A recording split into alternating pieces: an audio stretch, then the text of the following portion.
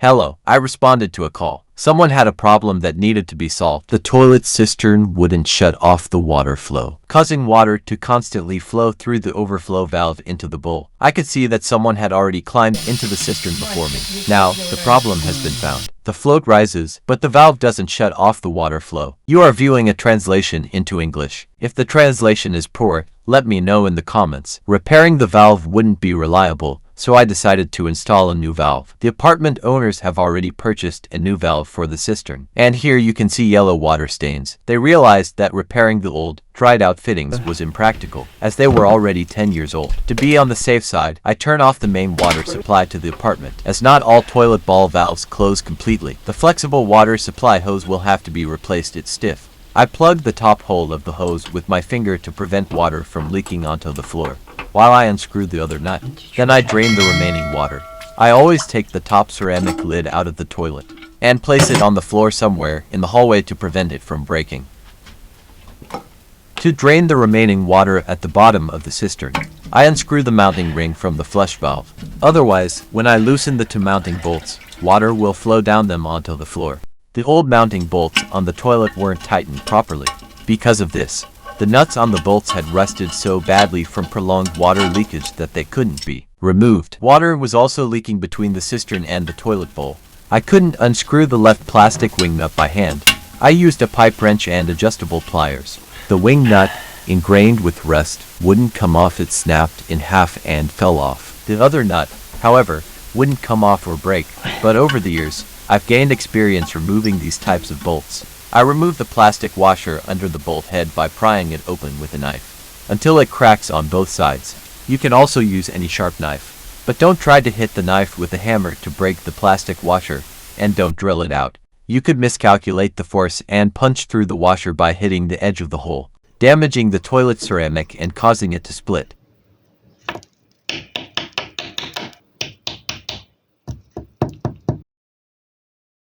In that case, the entire tank will have to be replaced, since water will always leak through the crack. So, I picked apart this washer on both sides. It's white here. I'm using a screwdriver and other tools to pry it out, along with the rubber cone-shaped gasket. The bolt head here was a 10 millimeters, but due to corrosion, it shrunk and became conical. And the 10 millimeters wrench started turning, but the 9 millimeters one won't fit. But where the bolt head and 13 millimeters nuts are heavily rusted, they're much easier to unscrew. The 10 millimeters bolt has a small head here, easily fitting through the hole in the cistern and toilet bowl. I wash away the scale and debris with a watering can. I don't wash off the old dirt, either inside or out. That's not my job.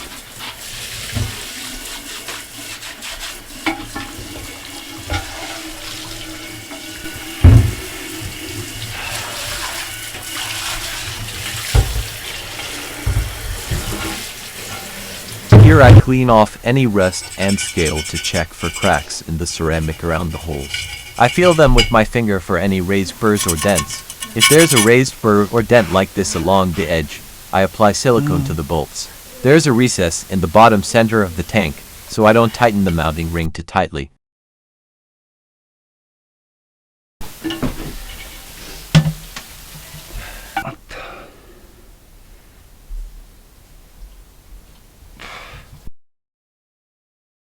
I apply 101 plumbing silicone, squeezing it out so that some of it covers the cone-shaped rubber seal, and the rest covers the threads all around. This is the only way to prevent water leaks. When I insert the mounting bolt with silicone, it's important to squeeze out some silicone around it. This way, I can be sure everything is filled and there are no empty spaces under the rubber seal that could leak.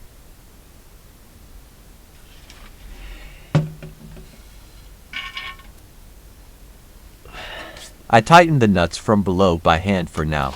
Then I secure the bolt from above with a pipe wrench, and from below I tighten it alternately with an open-end wrench, first on the right, then on the left. This is necessary so that the tank tightens evenly. When installing the water supply shut-off valve, I do not tighten the fastening nut too much so as not to damage it.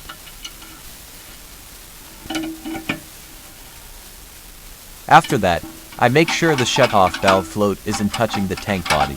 Next, I first adjust the drain valve height adjuster so the push button tightens 3 to 6 turns. This will be sufficient. Then, According to the specified height, I adjust the locking rod.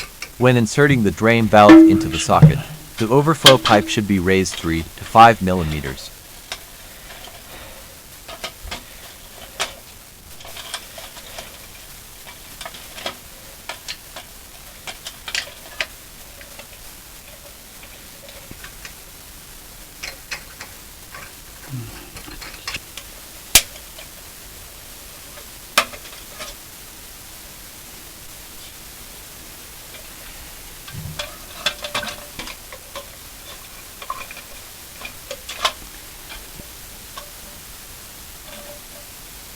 Here, this movement isn't enough. I raise the rod by one length and secure it to the mounting crossbar.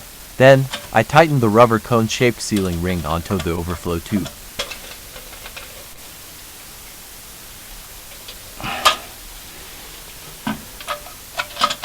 This is what the correct clearance looks like. I don't tighten the hose nuts too tightly.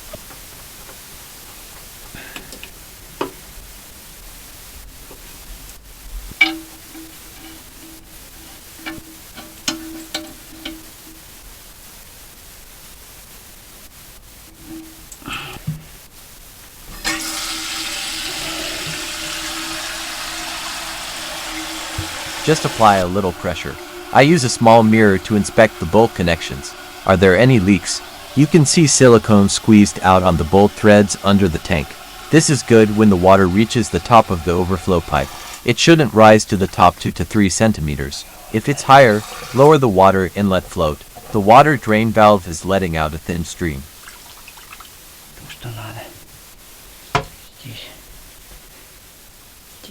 I check again for leaks between the cistern and the bowl.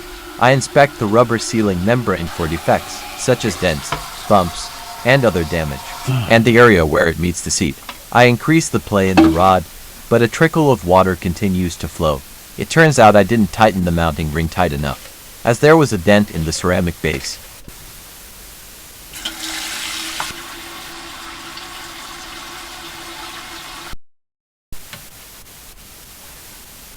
You don't always have to tighten this ring too tightly, otherwise you'll also get a leak. And now the leak has stopped. The cistern itself can't be installed perfectly vertically because the toilet is already at an angle. And the cistern platform on the toilet is even more inclined. So the cistern is at an angle when installed. I can't change the angle now. This requires removing the toilet from the floor and then reinstalling it. I often notice these curved platforms under the cistern on older toilets. There are always problems with the fittings, and now everything works as it should. The owner said there were 2 repairmen before me, but they couldn't fix it, but I managed. So, if you enjoyed the video, please subscribe and like it. Bye.